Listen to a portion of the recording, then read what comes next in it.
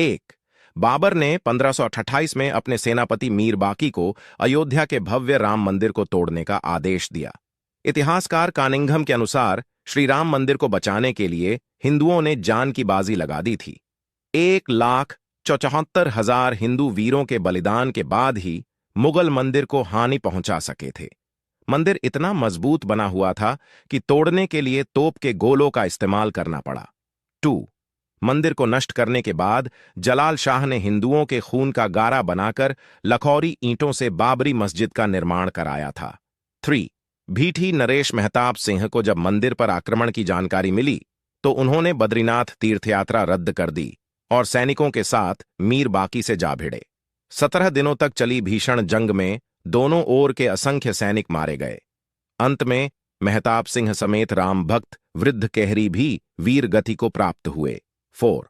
हंसवर रियासत के राजा रणविजय सिंह के कुल पुरोहित देवदीन पांडे ने 70,000 योद्धाओं के साथ बाबर की सेना से श्रीराम जन्मभूमि के लिए संघर्ष किया। युद्ध में बुरी तरह से घायल हो जाने के बावजूद अनेक मुगल सैनिकों को मौत के घाट उतारा और अंत में वीर गति को प्राप्त हुए। 5.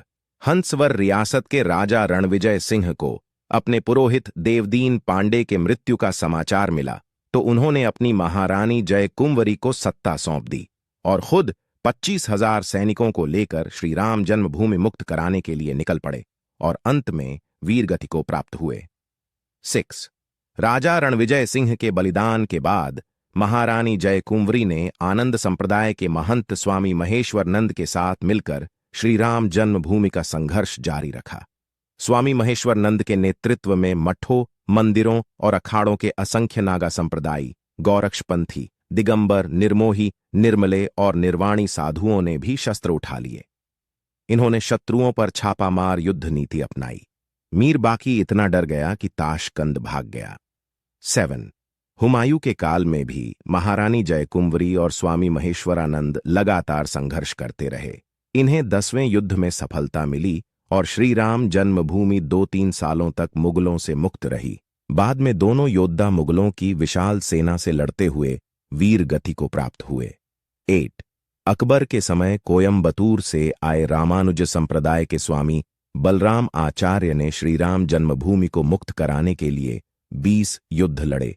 बाद में बीरबल और टोडरमल की सलाह पर अकबर ने वहां एक छोटा मंदिर बनाने की अनुमति दे दी।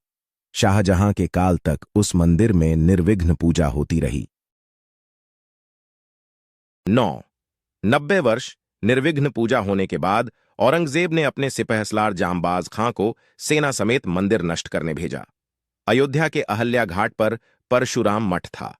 वहां बाबा वैष्णव दास रहते थे। उनके साथ चिमटाधारी साधुओं की एक विशाल शिष्य मंडली थी। इन्होंने चिमटों और त्रिशूलों के साथ मंदिर की रक्षा करी और जांबाज खां को उलटे पांव भागना पड़ा। 10. औरंगजेब ने दूसरी बार सैयद हसन अली को विशाल सेना के साथ मंदिर नष्ट करने भेजा। बाबा वैष्णव दास ने समय रहते गुरु गोविंद सिंह जी से संपर्क साधा। वे सेना समेत मंदिर की रक्षा के लिए अयोध्या पहुंच गए। उन्होंने साधु सेना के साथ मिलकर मुगल सेना को धूल चटा दी। हसन अली सादतगंज के मोर्चे पर मारा गया। 11. 1664 में औरंगजेब ने फिर एक विशाल सेना मंदिर तोड़ने के लिए भेजी, लेकिन तब तक गुरु गोविंद सिंह भी लौट चुके थे। मुगल सेना ने चबूतरे पर बने लघु मंदिर को तोड़कर गड्ढा बना दिया, लेकिन श्रद्धालु वहीं आकर पूजा करते रहे। 12. अमेठी के राजा गुरुदत्त सिंह और पिपरा के राजकुमार सिंह ने नवाब सादत अली से श्रीराम मंदिर के लिए संघर्ष जारी रखा। हिंदुओं के लगातार हमलों से तंग आकर नवाब ने पूजा और नमाज दोनों की अनुमति दे दी। 13. आजादी से पहले एक अंग्रेज सिपाही अब्दुल बरकत ने फैजाबाद जिलाधीश के नायर के सामने बयान दिया कि 22-23 दिसंबर 1941 की रात करीब 2 बजे उसने मस्जिद के अंदर हल्की रोशनी देखी जो बाद में सुनहरी हो गई। इसके बाद घुंघराले बालों वाले 4-5 साल के एक सुंदर बालक को देखकर हैरान हो गया। थोड़ी देर बाद देखता है कि मुख्य द्वार का ताला टूटा हुआ है और मस्जिद में हिंदुओं की भीड़ एक सिंहासन पर मूर्ति रखकर पूजा कर रही है। 14. राम मंदिर आंदोलन के दौरान मुलायम सिंह यादव ने कहा था कि विवादित ढांचे पर परिंदा भी पर नहीं मार सकता। 30,000 से ज्यादा सुरक्षाकर्मी अयोध्या में तैनात कर दिए। लेकिन कोलकाता के कोठारी बंधुओं ने मुलायम सिंह के दावे की हवा निकाल दी। 23 साल के रामकुमार कोठारी और 20 साल के शरद कोठारी राम मंदिर के प्रति इतने समर्पित थे कि 200 किलोमीटर का रास्ता उन्होंने पैदल ही तय किया था, क्योंकि अयोध्या पहुंचने वाले सभी साधन रोक दिए गए थे। 30 अक्टूबर 1990 को विवादित ढांचे पर सबसे पहले चढ़ने वाला युवक शरद कोठारी था। फिर बड़ा भाई रामकुमार कोठारी भी ढांचे पर चढ़ गया और भगवा ध्वज लहरा दिया। 15 30 अक्टूबर 1990 को विवादित ढांचे से सीआरपीएफ के जवानों ने दोनों भाइयों की पीट कर खदेड़ दिया। लेकिन इसी बीच पुलिस कर्मियों ने कार सेवकों पर फायरिंग शुरू कर दी। फायरिंग से बचने के लिए दोनों भाई लाल कोठी वाली गली में छिप गए। दोनों भाइयों को पुलिसकर्मियों ने बाहर निकालकर बेरहमी से गोली मारकर हत्या कर दी। सरकारी आंकड़ों में शहीद कार सेवकों की संख्या सिर्फ 5 बताई गई है, लेकिन मृतकों की संख्या इससे कई अधिक थी।